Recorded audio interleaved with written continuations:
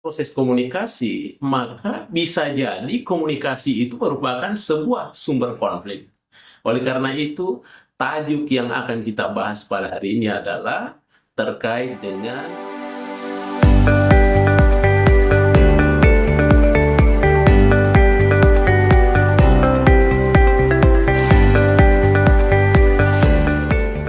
Assalamualaikum warahmatullahi wabarakatuh. Baik para pemirsa sekalian dimanapun berada, terima kasih karena kerap kita menonton salah satu channel YouTube kita, Mr. Koronis.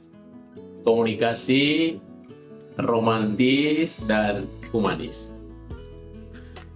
Baik para pemirsa sekalian, saudara-saudaraku dimanapun berada, tentu saja saya berterima kasih karena selalu menyaksikan, selalu mengamati salah satu channel YouTube kita yang terkait atau yang selalu membicarakan persoalan-persoalan komunikasi. Ya, tentu saja komunikasi yang kadang-kala kita dapatkan ada komunikasi yang sifatnya konstruktif, ya, komunikasi membangun, tetapi ada juga yang sifatnya komunikasi destruktif atau komunikasi yang sifatnya meremehkan, melemahkan sehingga membuat tidak terbangunnya komunikasi yang baik. Baik para pemirsa sekalian, komunikasi ini adalah bagian dari informasi, ya. Karena kita berkomunikasi sehingga kadang-kala kita mendapatkan satu atau sebuah informasi. Tetapi perlu juga kita ingat bersama bahwa informasi-informasi itu perlu kita seleksi, perlu kita bersikap selektif terhadap informasi itu.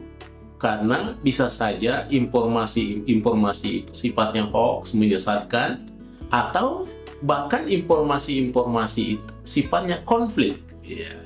Makanya kita perlu berhati-hati juga.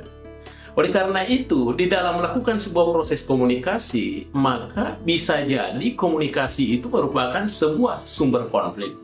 Oleh karena itu, tajuk yang akan kita bahas pada hari ini adalah terkait dengan bagaimana kira-kira tolok ukurnya komunikasi sumber konflik itu, ya. Ya, baik, kita lihat yang pertama. Yang pertama itu, ketika kita melakukan proses komunikasi dengan lawan bicara kita, apakah kita sebagai posisi komunikator atau kita komunikan?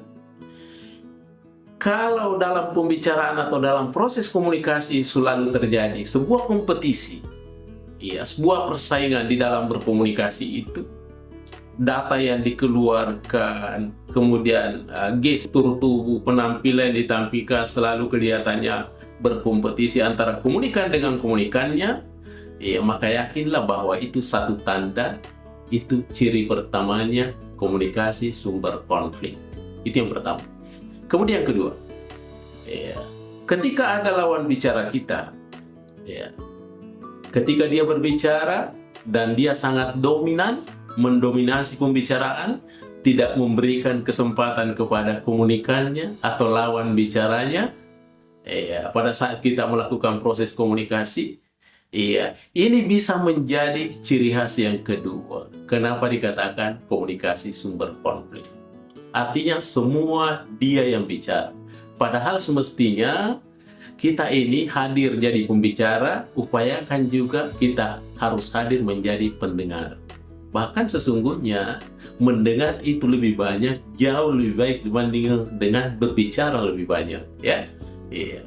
Oleh karena itu minimal ada perimbangan. Ketika kita melakukan komunikasi, janganlah dominasi. Karena dominasi adalah ciri komunikasi sumber konflik. Kemudian yang ketiga, kegagalan. Ya, ketika kita bicarakan satu hal, ya, memberikan tamsil, memberikan contoh terhadap sesuatu, tapi selalu bertentangan dengan apa yang kita lawan berkomunikasi itu, sehingga dengan demikian komunikasi yang kita bangun itu selalu gagal. Makanya jangan lanjutkan, karena boleh jadi itu ujung-ujungnya nanti terjadi sumber konflik karena kegagalan yang tidak berujung. Ya, setiap yang kita utarakan selalu gagal. Ya, gagal penerimaannya dan mendapat klaim atau mendapat kritik yang tajam, maka jangan lanjutkan lagi. Karena itu adalah komunikasi sumber kegagalan. Itu ciri khas yang ketiga, kegagalan. Yang keempat, provokasi. Ya, bila mana di dalam melakukan satu komunikasi, dan tentunya kita bisa nilai Apakah ini sifatnya konstruktif atau ini sifatnya destruktif, atau ini adalah bagian dari provokasi, memprovokasi. Iya, ketika kita dapatkan itu bahwa ini adalah bagian dari provokasi, maka ada baiknya kita tandai bahwa inilah satu ciri khas komunikasi sumber konflik. Dan yang terakhir para pemirsa sekalian, ya, di dalam berkomunikasi kadang-kadang terjadi perbedaan nilai yang jauh tajam. Ya, ada perbedaan nilai, ada pada saat kita mengevaluasi sebuah harga, sebuah nilai tertentu, dan kita jauh penafsirannya, jauh prediksinya dengan lawan bicara kita, maka ada baiknya kita hentikan komunikasi. Karena bisa saja ujung-ujungnya terjadi komunikasi sumber konflik. Karena terjadi perbedaan nilai yang sangat jauh. Maka inilah bisa menjadi tanda bahwa ini bisa menjadi komunikasi sumber konflik. Jadi ada 5 saudaraku sekalian, bagaimana komunikasi yang tergolong ciri khas menjadi sumber konflik. Yang pertama ada kompetisi yang tidak ada habisnya. Yang kedua dominasi dalam pembicaraan.